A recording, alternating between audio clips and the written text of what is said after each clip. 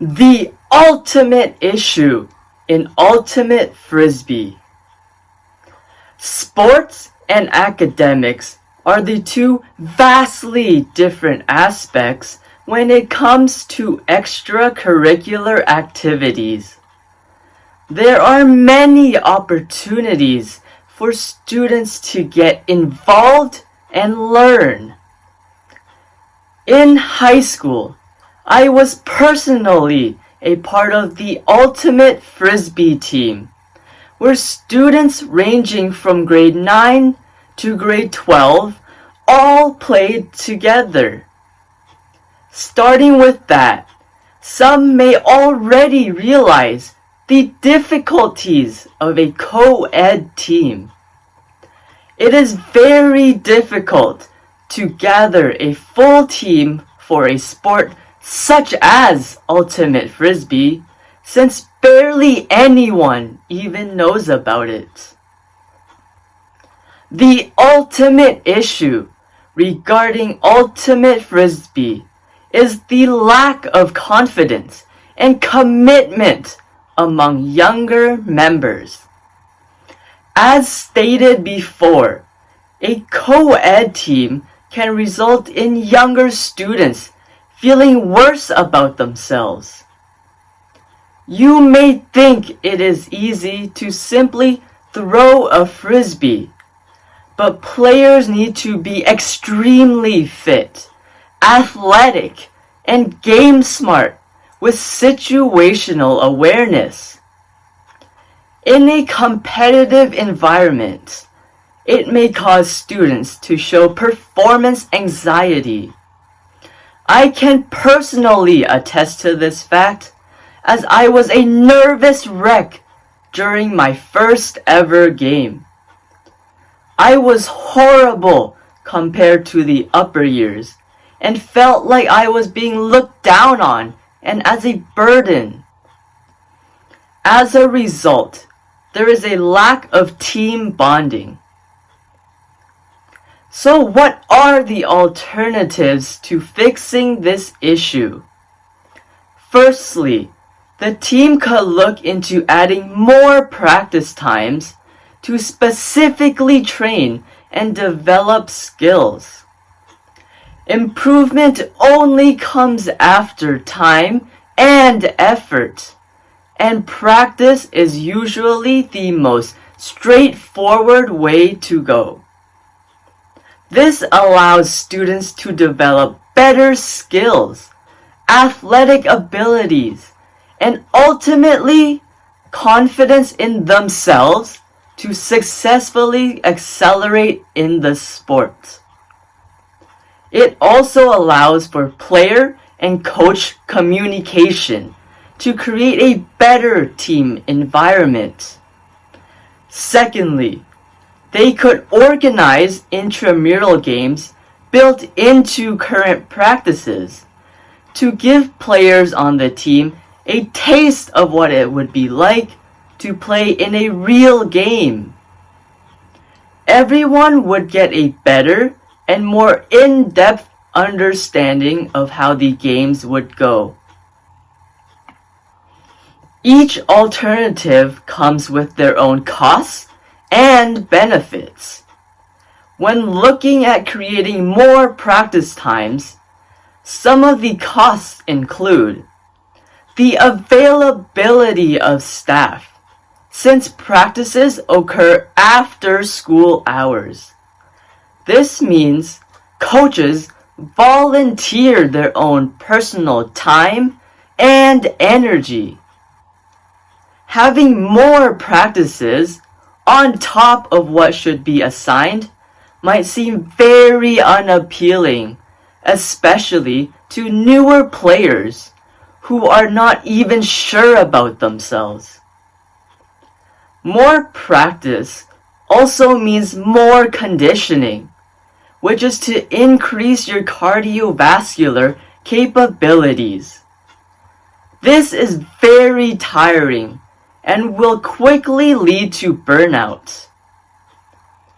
School is already a huge commitment, especially for seniors, and they may not have the time to be training so much. It is crucial to have an appropriate balance between school and sports. Some of the benefits include how you will be able to drastically improve your skill level, such as throwing, catching, running, and defending. Your physical health will improve very quickly with more intensive training sessions. The skills you will learn will focus on technical skills, which is good in concept. When having a look at intramural games built into current practice sessions, some of the costs include how intramurals are essentially unofficial practice games, meaning that there needs to be some planning and organization required. Especially with the difference in skill levels, coaches must make sure to consider each team's abilities. Playing with seniors, whether they be on your team or on the opposing team, is very intimidating. Your technical skill development will progress slowly, and since you are not given as many instructions, no matter your skill level, the coaches will only base their feedback on what you know. Some of the benefits include how everyone will be able to gain valuable in-game experience. This will build confidence in younger players and can allow coaches to evaluate each player. Building team spirit and offering an opportunity for players to all bond. It is a less stressful environment meant to learn, but also to have fun. Intramural practices will occur during normal scheduled sessions, so no extra staff or volunteer commitment is required. Your skills will improve with the experience and consistency. Overall, having intramural games built into current practices has more benefits that outweigh costs. This is what my coaches ended up doing, and it directly relates to the current issue. It will ensure a slow but confident development of team members and prepare them for actual games. Having in-game experience is very valuable because nothing is ever predictable.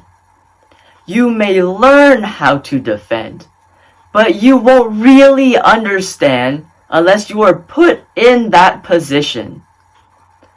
Creating more practice sessions allow to have more costs than benefits. Although it is certain that players will get better, it is very destructive as it can quickly lead to burnout and stress.